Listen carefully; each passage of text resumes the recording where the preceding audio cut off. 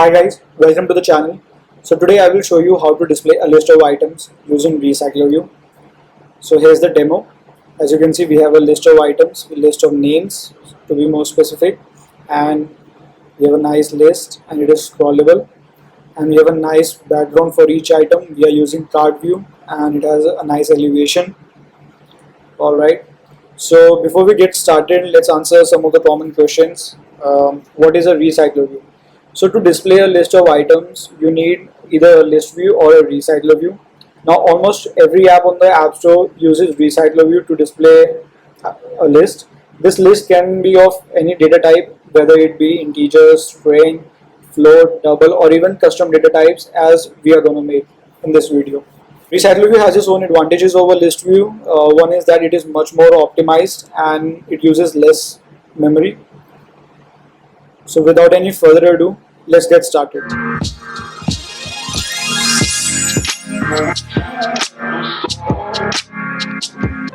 So let's create a new Android Studio project. Let's select empty activity. Let's give a name to our project.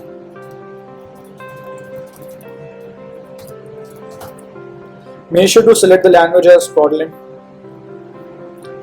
Alright, so let's wait for the Gradle to finish. Okay, so before we do anything else, let's create a data class.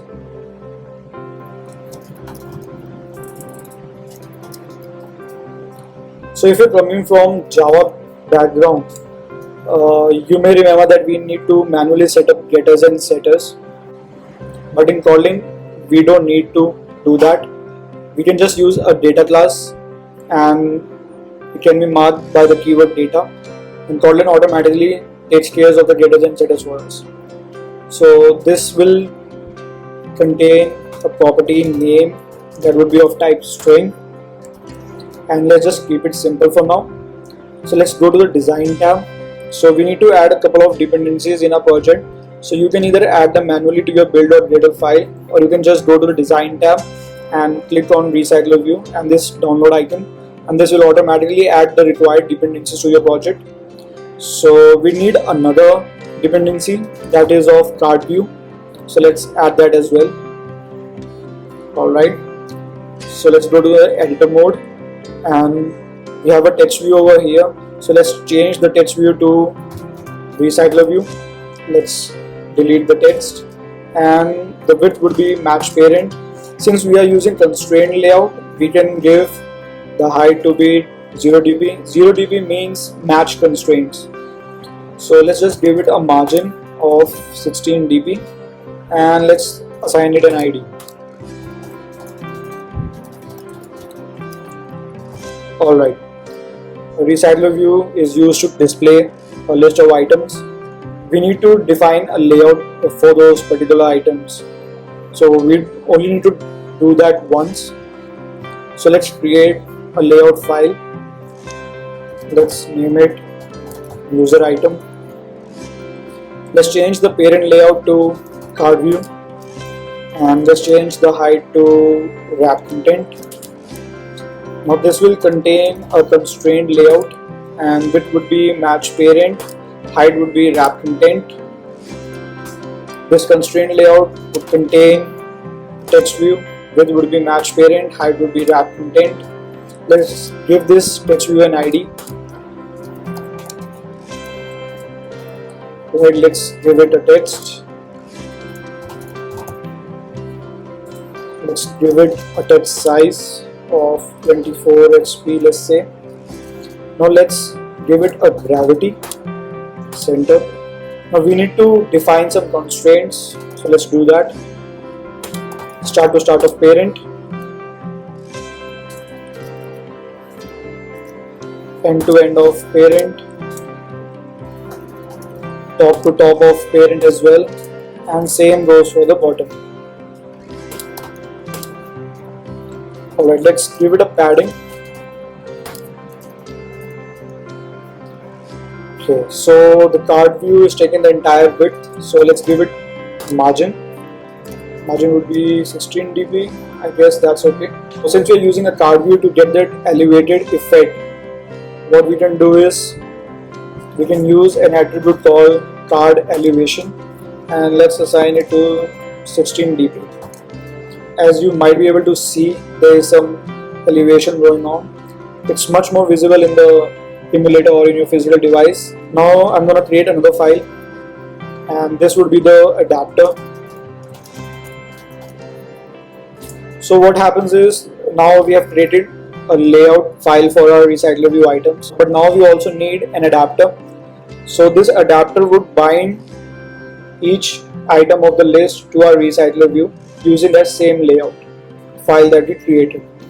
So this user adapter will take a parameter in the constructor, and this would be user list of type ArrayList, and this would be the user data class that we defined, and this would stem from recycler view. So let's just import that. Alright, recycler view dot adapter, and we need to pass another class that is gonna act as a view holder. So I'm just gonna name it user view holder, and let's make it a function invocation. So it's giving an error because we have not created the class. So if you are on Mac, just hit Option and Enter, or Alt or Enter on Windows. Create class user view holder. It will take parameter of type view, and this will extend from recycler view dot view holder, and we need to pass in the parameter view. Okay, so let's import it. Alright, now this view holder is basically a class that will hold the view, that is the custom layout file that we created. So we can reference the text view that we created by, well, username of type text view equals to view dot find view by id r dot id dot username dv. Alright, so as you can see, we can find this text view in our view holder class by using find view by id. Now there are some functions that we need to override, so let's do that. We need to implement all the functions. Let's just delete the to-dos, and this get item count means the number of items that are needed to be displayed. So you can either assign it a static value, that is 5, 10, 20, anything, or it's generally the size of your list is going to return an integer. So we can assign it like this, and this would be user list dot size. Here we need to pass in the view, and we need to inflate the custom view basically. So let's do that. Layout inflator, pass in the context parent dot context, and we need to now inflate our custom layout. So that is r dot layout dot user item. Now there are some parameters, as you can see. It is a root and attached to root. So the root would be the parent, and attached to root would be false.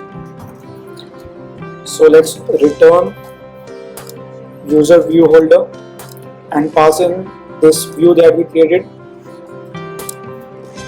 Alright, so now comes the on bind view holder. This function binds our views to the user list that we have, and this will also returns the position of the specific item on the list. Let's assign our text view here, holder dot username. So this is the username that we created. So now we need to set the text, and that would be the user list, and we can get the position by using the position that is passed over here and the property that is name. So the username text view contains the user list name that we added, and we are passing in the position.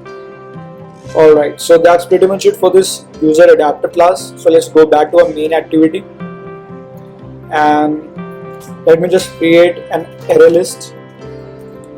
This would be users array list of, and let's create the object of users.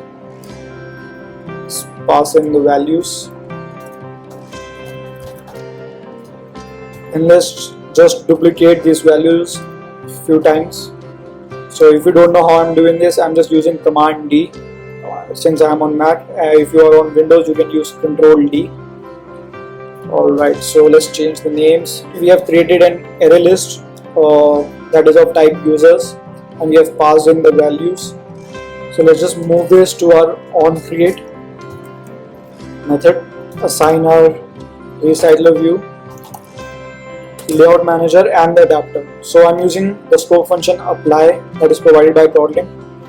So I will assign the layout manager as linear layout manager. Let's pass in the context. Let's import this. Alright, let's assign adapter. Adapter would be the user adapter that we created, and it will take the user list that we just made. Okay, so let's see if this works.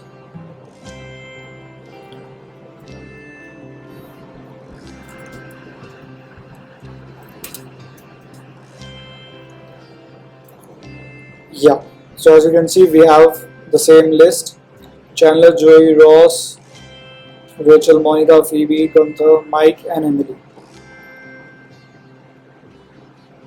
So you can add as many items as you want.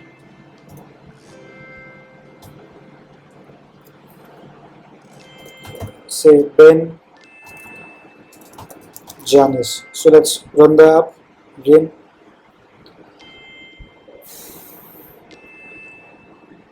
And there we go. So that's it for this video, guys. I hope you learned something useful. So if you're new to the channel, please subscribe and please like the video, and I will see you guys in the next one.